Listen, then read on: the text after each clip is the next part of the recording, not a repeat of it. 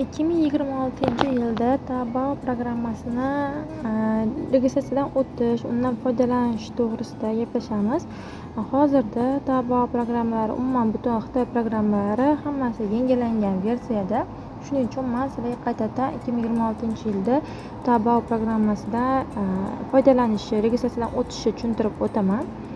Buning uchun bizga kerak bo'ladi ikkita programma.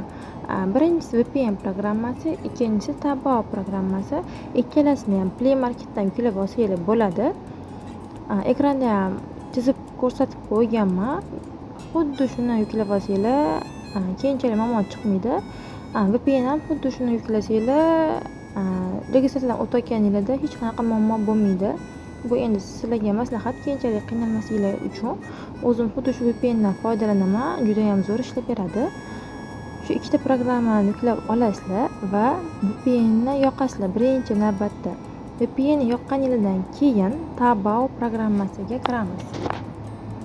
Programmaga kirganingizda xuddi shunaqa okno ochiladi. Sizlarda ham ko'rsatib qo'ygan qizil tugmani bosib olasizlar. Pastdagi tugmani ham bosib olamiz. Bu bizga tezroq registratsiya bo'limiga o'tishga yordam beradi. Bu yerda ikkita narsa qilishimiz kerak. Bittasi hamma knopkaga galочкani yoqib qo'yishimiz kerak, keyin qizil yozuvni ustiga bosib olamiz. Bu yerda galочкani yoqib qo'yib 86 raqamini ustiga bosib olamiz. Davlatlarga olib o'tadi. Bu yerdan biz O'zbekistonni qidirishimiz kerak. O'zbekiston pastroq tomonda joylashgan. Pasrog'iga tushsak, mana 998 raqam bilan boshlangan joyi ustiga bosamiz va bu yerga o'zimizning telefon raqamimizni kiritamiz.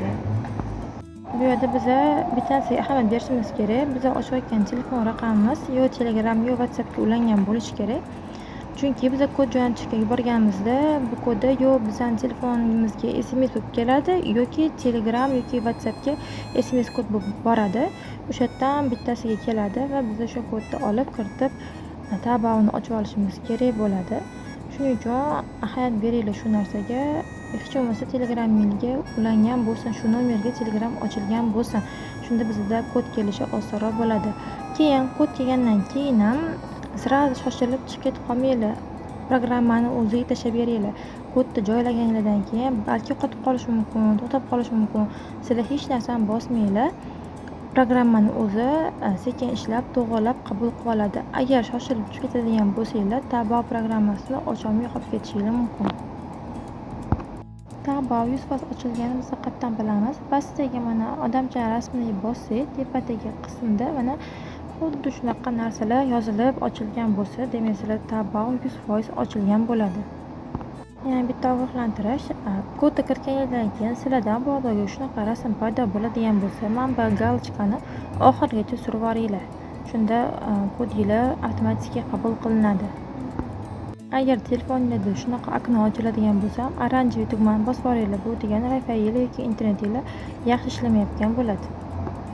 Endi biz kargochi manzilni joylashimiz kerak. Kargochi manzilni joylash uchun pastdagi odamcha ustiga bosib, tepadagi nastroyka belgisini ustiga bosamiz. Bosganimizdan keyin shunaqa okno ochiladi. Bu yerdan birinchi bo'limga kiramiz. Kirganimizda mana menda hozir bu yerda kargochi manzil kiritganman. Shuning uchun shunaqa ko'rinib turibdi. Sizlarda hech narsa ko'rinmaydi. Tepadagi qizil yozuvni ustiga bosasizlar. Bosganingizda shunaqa okno ochiladi. Bu yoqqa kargochi bergan hamma narsasini kiritasizlar. Telefon raqamini, manzilini hammasini kiritasizlar va bu galочкani ham bosib qo'yib, saqlash tugmasini bosamiz. Pastdagi tugmani bosganimizdan keyin sizlar xuddi shu manzilni skrinshot qilib kargochiga tashinglar. Kargochi tekshirib bersin. Kargochi 100% to'g'ri degandan keyin sizlar bemalol zakaz ursanglar bo'ladi.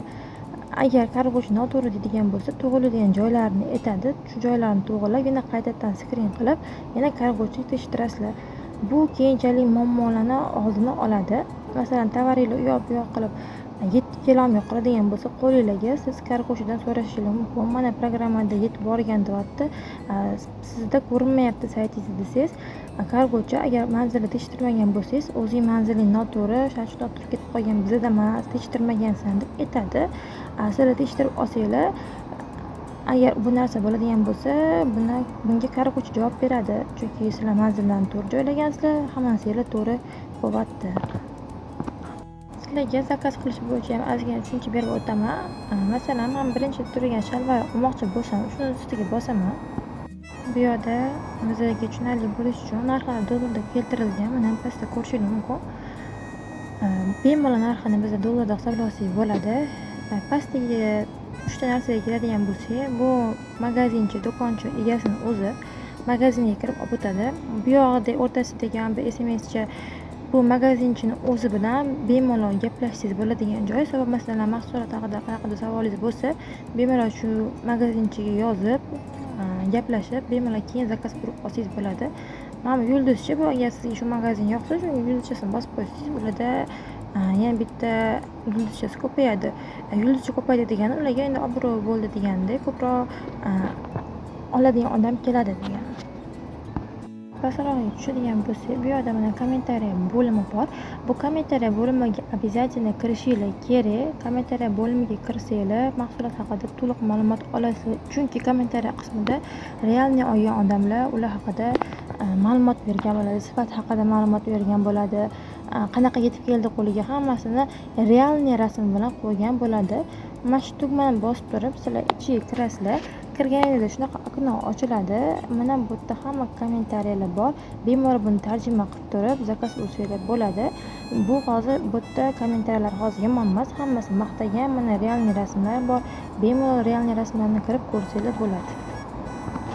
Zakaz urayotganimiz yana bittanasiga ahamiyat beradigan narsa, mana pastda turgan magazinchining yulduzchasi 4-6 yulduzcha olgan ekan. Bu yaxshi, zo'r degani.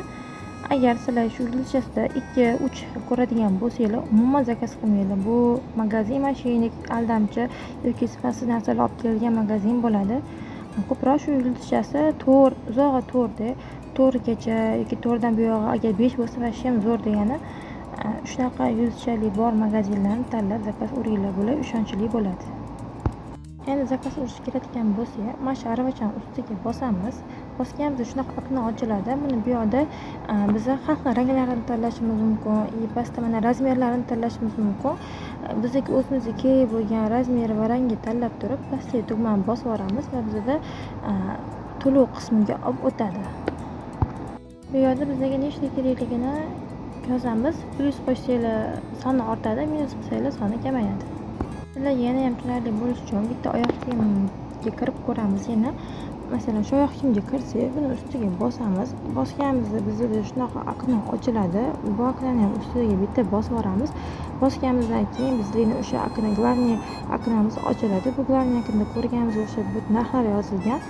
Pastroqqa tushsamiz, pastroqqa tushganimizda bizda mana kommentariy qismi, buni ham xohlasanglar kirib kommentariy qismini ko'rib chiqsanglar bo'ladi. Bu yerda magazinchini yulduzchasi va oyoq kiyim razmerlari santimetrda ko'rsatilgan. Zakaz qilishimiz uchun mana shu sariq tugmani bosib yuboramiz va bosganimizda oldindagi okno ochiladi. Bu yerda o'zimizga kerak bo'lgan ranglarni, razmerlarni tanlaymiz va pastdagi tugmani bosib yuboramiz. Bosganimizda bizga yana bu to'lov qismiga o'tadi.